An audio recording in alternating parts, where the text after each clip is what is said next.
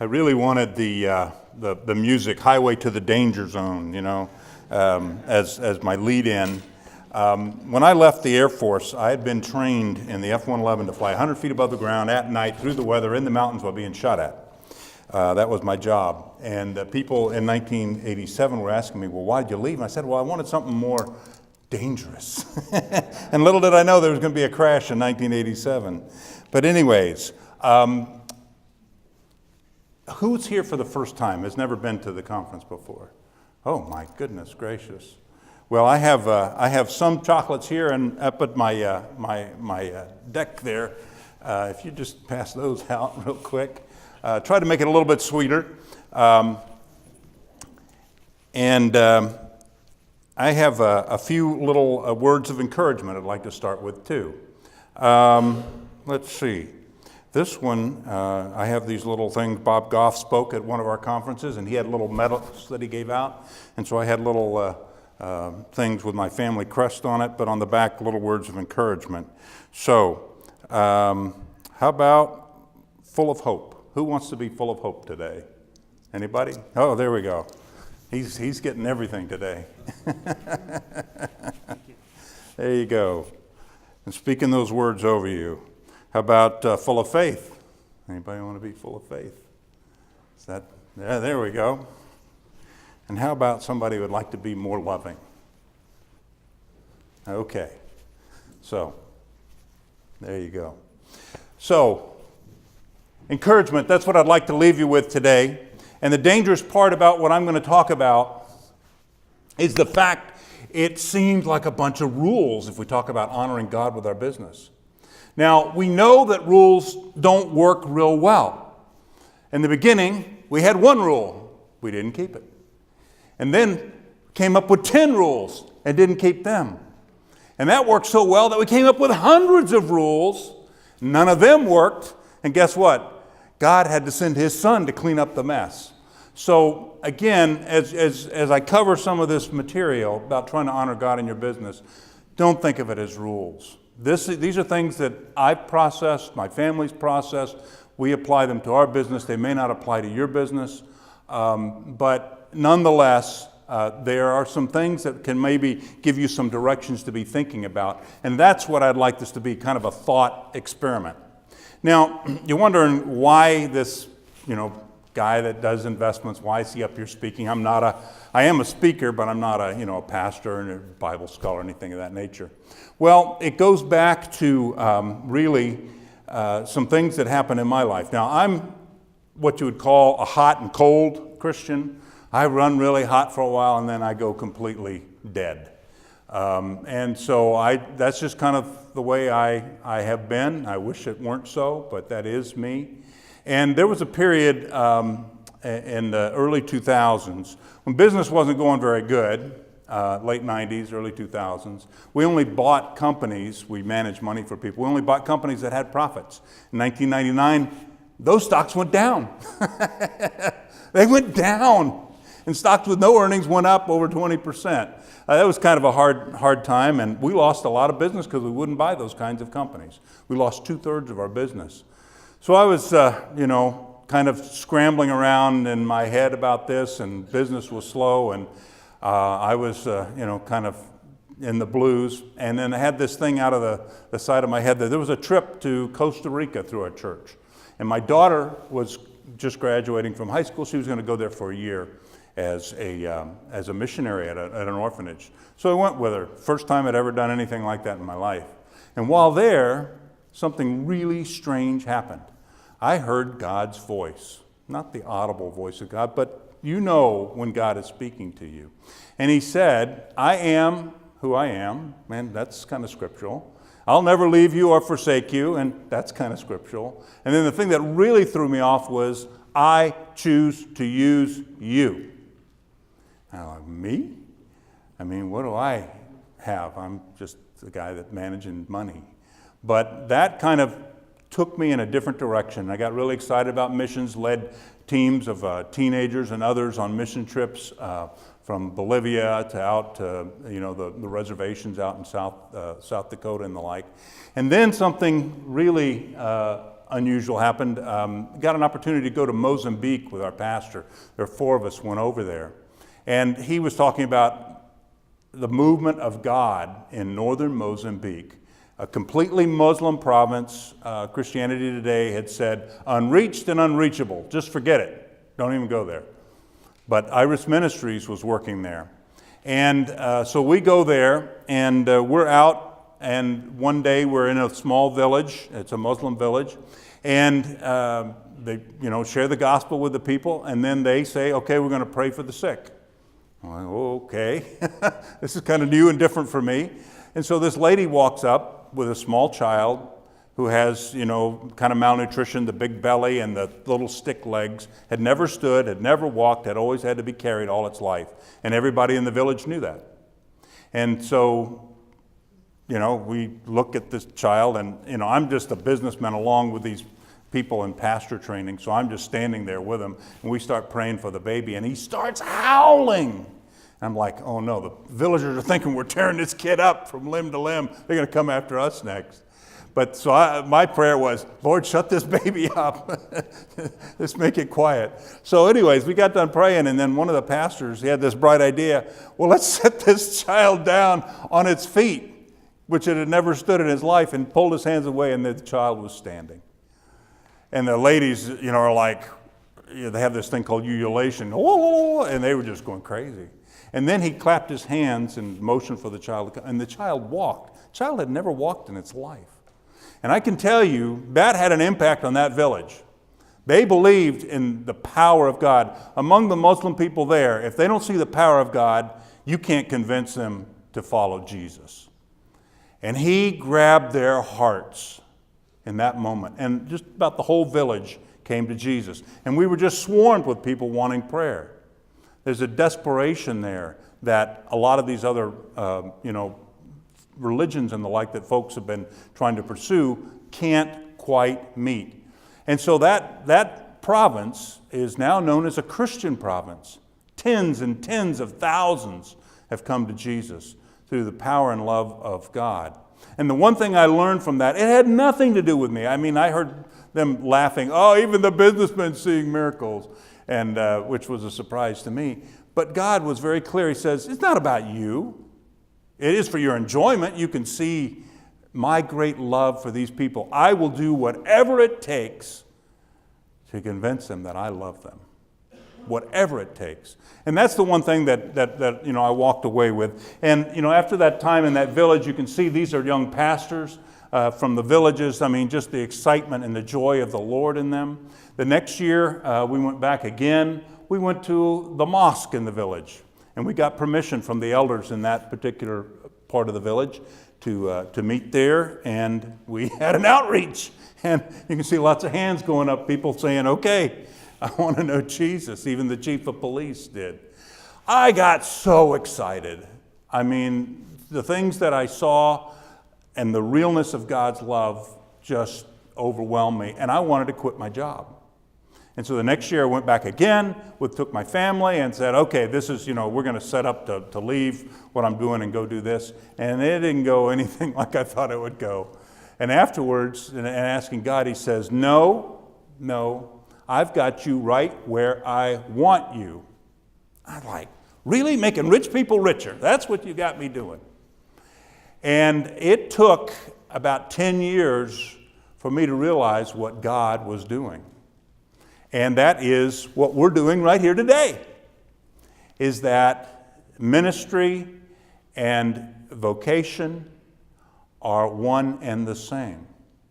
And how do we go about honoring God in the businesses that we have? Now, this is blocking and tackling. This is the basics of training camp, what I'm going to cover. You already have thought through probably all of these things. There may be one or two things that come up that you say, oh, well, yeah, that's an interesting idea. Let's look at that. So we're gonna dive into this. And again, there's me coming back from that at the mosque. It was just unbelievable. The people were just so excited to really know Jesus. Now, I talk about rules and being kind of a rules guy, Air Force, yada, yada, yada. I want to know, what does God really want me to do? And I like Micah 6:8. He has shown you, O man, what is good, and what does the Lord require of you? Do justly, love mercy, and walk humbly with your God. And that really is, so much of that is about relationship. How do you treat people? And, how do you walk with God? And that hopefully some of what will come out. I met a guy, a friend introduced me to John Beckett. I don't know if any of you have heard of him. He wrote the book Loving Monday, and he was featured on ABC television, and about how, you operate a compassionate, God-fearing company. And he really introduced me to the idea of honoring God in the business. Anybody want the book, Loving Monday? Okay. See, there's an advantage to sitting up front. Thank you. I don't have to walk as far. Anyway, so it really had an impact on me. And when I came back, worked up a little thing about guiding principles for our company. And in it kind of lays out what we try to do. And the word try is so important because we know we're going to fail. We're just humans on a journey. But the vision that our family has is try to be recognized as one of the best investment firms in the country. And because we try to follow and we strive to follow God-honoring principles, in the end, others will want to follow that same path, and it will have an impact on our whole industry, as they were just talking about in the video. So, reformation of our whole industry, as it were. So, again, these are just ideas and things that my parents, who started the firm, they came up with. Now, let's take another little dangerous step here. On the table in front of you, there are a little quiz. I'd like you to go ahead, and it looks something like this. There are 8 little questions, and I'll give you 2 minutes. Just the first thing that comes to your head as you answer it, and there is no answer key. So, and don't cheat off of somebody else. Not that you would.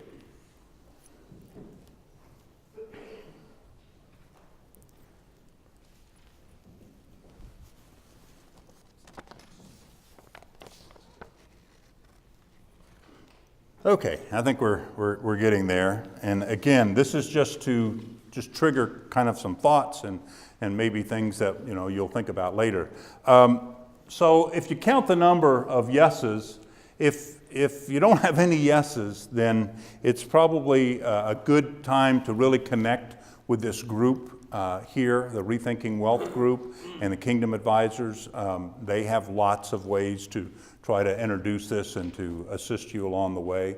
If you are a bit higher than that, then you're already have thought through this, obviously, and you're making great strides in it. And if you score 7 or 8, you can come up here and join me right now and be teaching this, because you obviously are walking the walk. And that's what people want to see in life. Our clients want to see us walking the walk.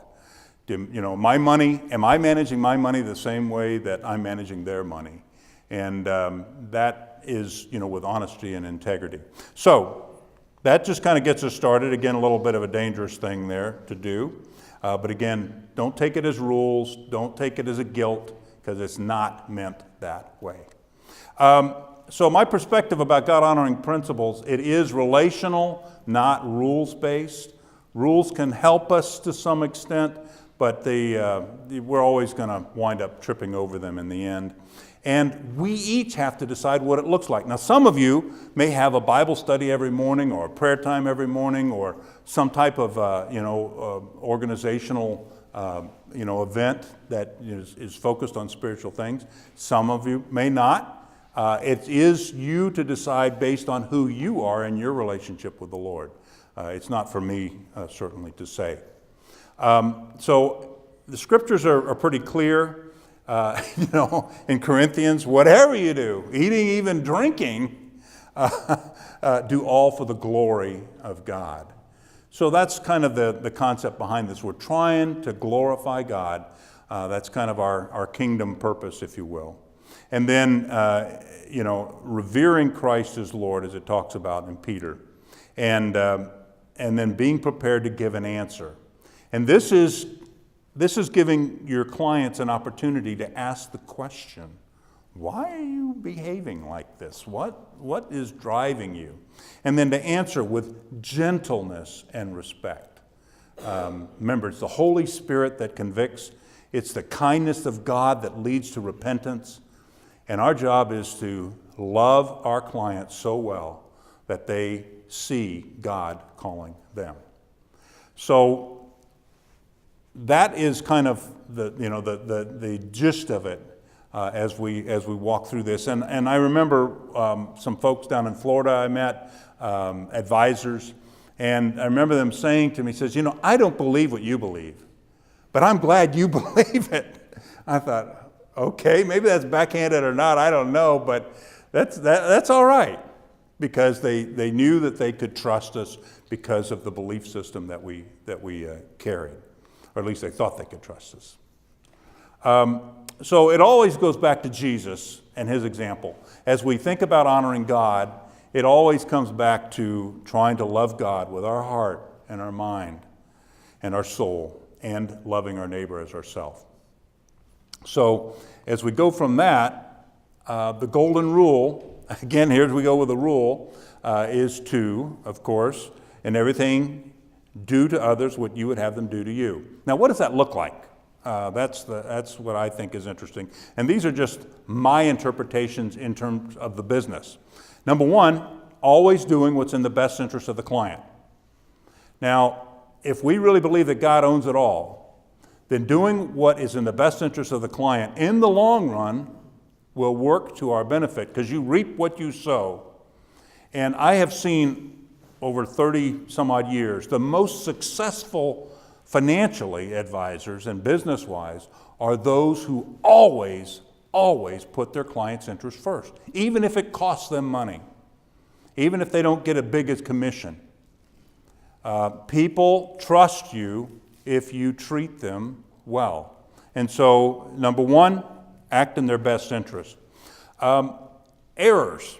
We are human, and we make mistakes. There's no if or and ors about it. How do we react in that with a client? And how do we make it right? Now, to give you an example from my own life. I had a client, large client, and I put in an order to buy some shares, and I added a 0 at the end that was not supposed to be there, ahead of the decimal point, not after the decimal point. So instead of 1,000, it was 10,000 shares. And of course, as soon as we noticed it, the stock had already gone down. What are you going to do? What are you going to do? Number one, it's always a good business practice, fix the error immediately. That's number one from a business practice. But number two, if there's any cost in it, you make it right. This was a 6-figure error made by yours truly. 6-figure error. And the way that we had been put together, the way my parents had set up the business is, you don't blink. It's just money. It's just money. So we made it right with the client. And I told all our employees about my error. And I was glad it was me, to be honest, and not one of the other folks, because they would have felt just terrible. We share the profits in our business, so it affected everybody's pocket, having an error of that size. But in the end, we also let the client know that we had made this error, and we had made it right. And that is a client for life, I can guarantee you, because they would never have known. It's such a large account, they would have never have known. But you do what's right. And in the end, it pays in all kinds of ways, even in eternal ways too, which we'll talk about in a second. So honesty and then making them right. Respect for clients and the people that work. And respect is something that gets bandied about. And I don't know what it looks like to you, but to me, if I'm talking to someone like I'm talking to you right now, I'm not talking down to you and, hey, you don't know what you're doing, you're stupid, yada, yada, yada. And I'm not talking at such a high level that, you don't understand when I'm, talking quantum physics and, I'm just trying to blow smoke at you. I'm talking to you at your level and making things, flow from that perspective, and also to listen to you and not just poo-poo you. Say, well, you don't know anything. You're stupid. What are you doing? You know, and you know folks like that, and the know-it-alls and the things like that. Treating people with respect as you would want to be treated. You want to be heard, and you want to be treated as an equal in that sense. So showing respect in that way. And then, of course, not allowing abusive language or behaviors. You know, I've had to talk to advisors who had spoken to people in my firm in ways that were not appropriate, and we just won't do business with you. You know, you're going to treat folks that way, we're not going to do business with you. It's just flat, you know, the way we operate. And then about hiding mistakes, and again, one of the things that's easy to do is to blame a person about the mistake, and instead, in my case, as a prime example, we then set up an internal system that would notify us if we had a trade over a certain size, and then we could check it a lot quicker so that we wouldn't have that error. And we've caught some. We've caught some through time. So that is focus on ways that you can improve without just, you know, beating up the person. Again, I think that's respectful. So if you think about it, again, we want to operate in a win-win environment. I've talked about putting clients' interests first. The Bible's very clear about putting the clients of others first. And the Rotary four-way test is a really good rubric if you've ever in question. Is it the truth? Is it fair to everybody? Does it build goodwill? And is it beneficial to all of us? And if you can't answer yes to those, then you're maybe skating off onto a side road that you don't want to go down. Now, in terms of excellence, you know, the Lord calls us to try to do things as if we're doing it for Him. I don't know about you, I have a hard time picturing Jesus beside my desk and I'm typing away and I'm doing it for Jesus. That is hard for me.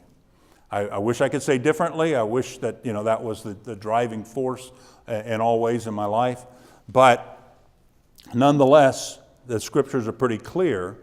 And the thing about this that is really, I think, important is since you know that you will receive an inheritance from the Lord as a reward.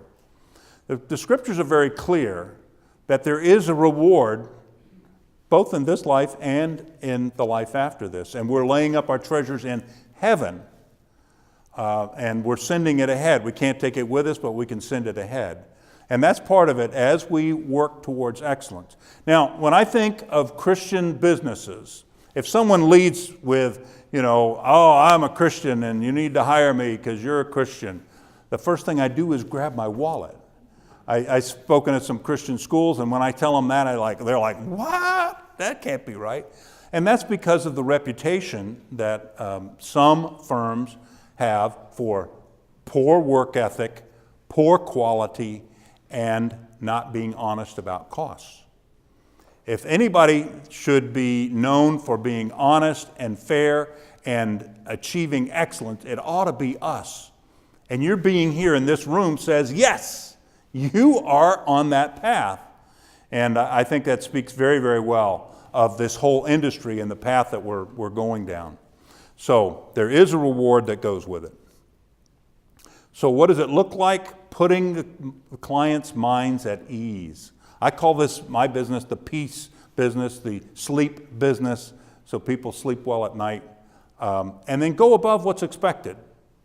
Under promise and over deliver. Do what we say, when we say, for what we say it will cost. So we stick with that. Now, I've had some of our marketing folks go out and make a promise that I had no intention of them making a promise that we would do something or do it at a certain cost. Our word is our bond. You said it, that's it. We're going to live with it. And that, again, builds trust, but also it's really, I think, a form of excellence. And one thing my father always said, he said, if you had $50 in your pocket and we could tackle you, we would manage your money. And then a few years back in our mutual fund family, we came up with what was called the 50-50 plan, $50 a month. You could join our mutual fund. So we went back to that. But the one thing we've always done is if somebody knocks on our door or calls us, and whether they have enough money to work with us or not, they are welcome to walk in that door. That's one of the ways that we return things to our community to try to make it better and to help people and to show Jesus' love in a very practical manner. So all those that come to us for advice, we do, even if we can't work with them in the end or they can become a client. And telling the truth. Sometimes it's difficult. People like to look at performance. There's another one of those rule things out there. And sometimes our performance isn't as good as, say, someone else's. And that gets into this whole game of, performance and yada, yada, yada.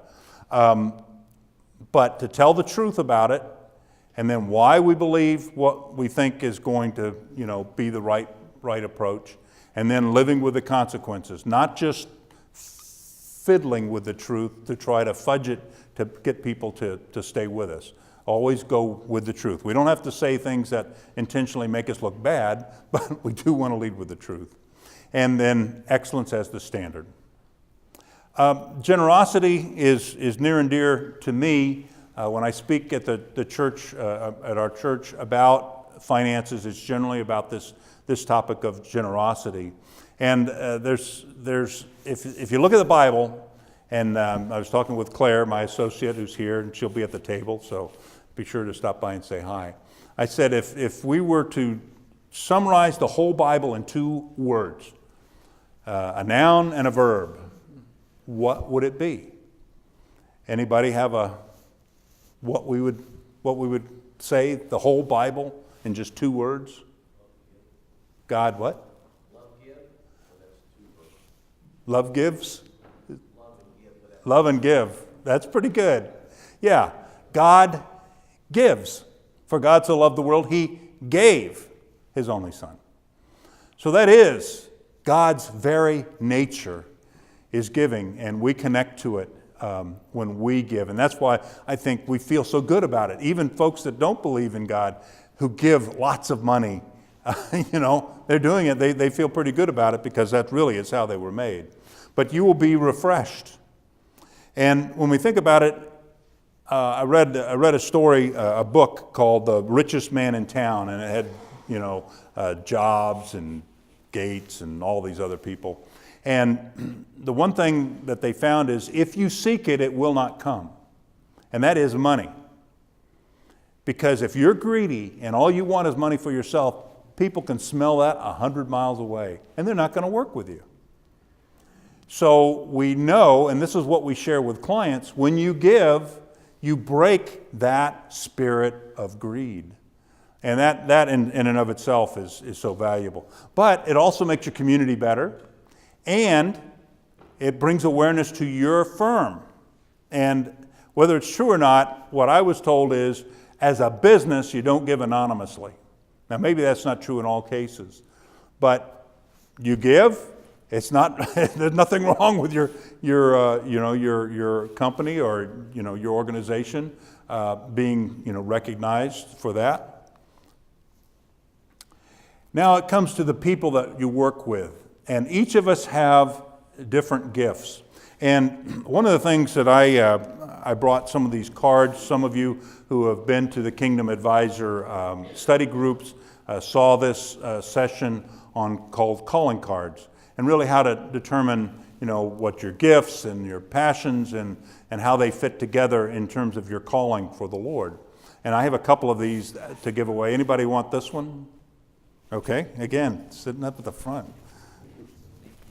So I went through this with all the team members. I've got a group, I call them my President's Council, that I'm mentoring, 6 folks, and they all went through that. There are lots of other ways to do this. But you want to put people in their areas of strength, not in their areas of weakness. We have 2 sides of the story when it comes to jobs. You not only want someone who is good for the job, you want someone who the job is good for them. And we have a person that's leaving us this week after several years, and we just couldn't find the spot, the sweet spot for them where it clicked.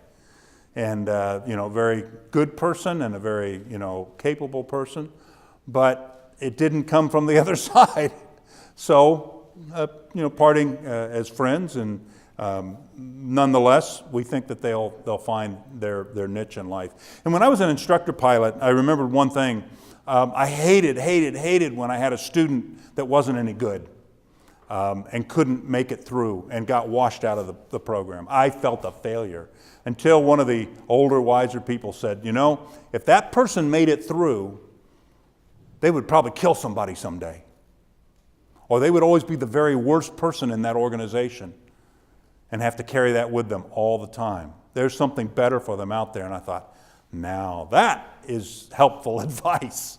And that's true today with the people we work with. There's something else out there for them. So respect for the team members and their strengths. My father really emphasized this. When I first left the Air Force and came to our firm, I started at the bottom and I started reconciling statements. And they didn't teach me how to do it, but what they would do is every time I'd reconcile one wrong, they'd just give it back to me and say, figure out what you did wrong. And I was the world's worst at reconciling statements. And it didn't take them long to realize this is not the right place for this person. And I'm very thankful for that, because I would have been out on the street before too long. So where they can succeed, you're really doing your job if they're in a position where they can succeed, and they're following their passion, and along with that is they're fulfilling their destiny. My role as a CEO is to get people in a position where when they come to work, they're doing what they believe they were made to do. Now, it might be reconciling statements, and thank the Lord there are people that is, what they feel is their destiny. But that brings people wanting to come to work, eager to come to work, because they know they're contributing and they know that they're doing something that they're good at, not something they're bad at, including your team in the decisions. And have some fun along the way. Just don't grind. Find ways to. We had a picnic, and we had all the families a few weeks back, and had like 20 some odd kids, and it was just great. And so, you want to do things like that. And then kind of getting into the end of it about humility, which is really hard for all of us to really walk in on a day-to-day basis, because it's easy to be falsely humbled, say, well, I'm no good at speaking, or, I can't do this, or I can't, false humility. That's not what I believe God calls us to, but to walk humbly. And in part, the way that I look at that, it says that's where comes wisdom. It's admitting we don't know everything, and we're not right all the time.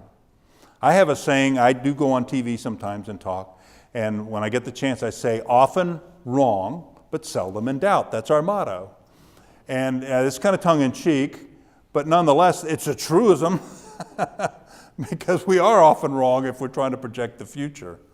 But nonetheless, when you talk about humility, it really is a way for us to walk with God, trusting Him, and staying on a path that is honoring to Him. So when it comes to honoring God, it's really you who have to make a decision what it looks like for you and your group.